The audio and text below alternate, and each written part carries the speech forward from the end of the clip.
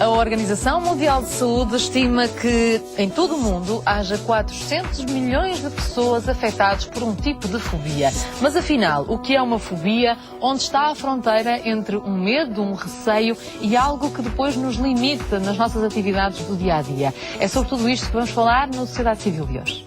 Antes de falar com os nossos convidados, vou partilhar convosco a nossa primeira reportagem de hoje.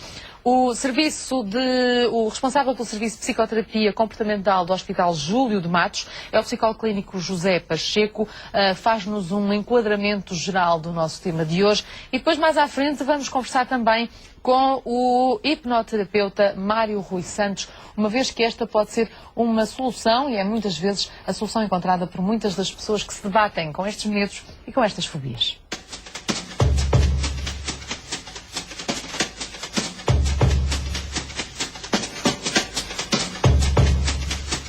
Todos temos medo, nasce connosco, faz-nos reagir e vivemos com ele.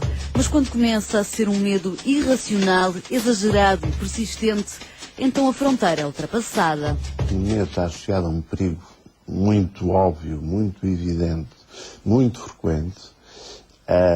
A fobia está associada a situações que representam algum perigo, podem ser perigosas, mas que é raro serem perigosas. O perigo está na mente de cada um, mas reflete-se no corpo. Boca seca, tremores, suores frios, dores de barriga, apertos no peito, falta de ar e sensação de que vai desmaiar. De acordo com os especialistas, a lista de sintomas pode ser tão grande e variada como a lista de fobias. No entanto, há quem arrisque no conceito de fobia dos tempos modernos. Há uns anos, a ler um autor do século XVII, entre várias fobias, mas uma fobia muito significativa nessa altura era a fobia dos naufrágios. E porquê é que era? Provavelmente porque era um meio de transporte que acontecia com muita frequência. Portanto, as pessoas tinham medo dos naufrágios. Eu não vi ninguém com medo dos naufrágios. Possivelmente existem. Mas, quer dizer, mesmo que a pessoa tenha medo dos naufrágios, não é incapacitante. A pessoa pode usar o avião, pode usar o comboio, o carro, sei lá. É possível viver com uma fobia pura e simplesmente evitando-a. Por exemplo, quem tem fobia a cobras e vive na cidade não terá grandes preocupações. Já quem morre de medo de aves ou cães quase não consegue sair à rua. E é aqui que a fobia se torna incapacitante. Faz sofrer não só pelos sintomas, mas também porque interfere na vida da pessoa, alterando-a da pior forma e exigindo um tratamento adequado. Com muita frequência vai envolver também medicação, também porque muitas vezes a pessoa, para além da ansiedade, para além da ansiedade que está associada às perturbações fóbicas, com alguma frequência a pessoa tem depressão, com alguma frequência, em casos graves, se a ansiedade for muito intensa, ela de facto precisa de ajuda medicamentosa também, pelo menos numa fase inicial, até para que a intervenção psicoterapêutica seja possível. Mas as terapias alternativas são cada vez mais procuradas e ganham terreno face à medicina convencional. Neste caso, a hipnose clínica ou a hipnoterapia é a utilização de um estado natural que todos nós somos capazes de atingir. É um estado de relaxamento físico e mental, não tem a ver com o sono, é como se estivéssemos a sonhar acordados, só que temos a capacidade de influenciar e visualizar de acordo com os nossos objetivos. Longe de ser a hipnose típica dos filmes, esta não utiliza pêndulo nem é realizada num palco. Tal como entre médico e paciente, aqui é necessário estabelecer uma relação de confiança para que a pessoa fóbica colabore na própria recuperação. Depois da fase de relaxamento, num local tranquilo, chega a parte de enfrentar o medo.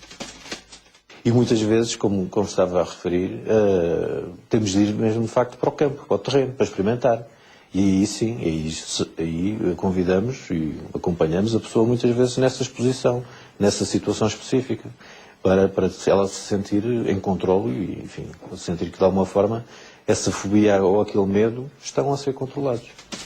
Se a pessoa tem, por exemplo, um medo irracional de atravessar uma ponte, o terapeuta ultrapassa o obstáculo com ela. Desconfianças à parte, quando se fala em tratamento, até é possível juntar o convencional e o alternativo. A pessoa que vem até nós vem muitas vezes recomendada também pelo seu médico, pelo seu clínico geral, pelo seu psiquiatra, às vezes até, ou pelo outro psicoterapeuta que eventualmente não tem formação em hipnose clínica. A hipnose sempre teve um problema fundamental, que é o problema da pessoa, enquanto que em todas as outras formas de psicoterapia a pessoa está sempre num estado lúcido, evidentemente que ela na hipnose fica num estado de vulnerabilidade. E isso cria algumas complicações do ponto de vista... criou muitas complicações do ponto de vista da sua utilização. Se for utilizado por pessoas conhecedoras e com formação adequada, não vejo qualquer problema. Existe, no entanto, existem muitas pessoas que usam a hipnose sem terem os conhecimentos adequados para o fazer. Quem defende esta alternativa garante que os resultados são positivos. Mesmo correndo o risco de parecer um bocadinho otimista demais, estamos a falar de algumas sessões com o espaçamento, enfim, em termos de uma semana, e eu penso que ao final, mais ou menos dessa maneira, ao final da terceira, quarta sessão, as pessoas começam a sentir um controle bastante positivo, bastante interessante nesse medo, nessa fobia. A primeira sessão de hipnoterapia dura 90 minutos, as restantes entre 60 a 75.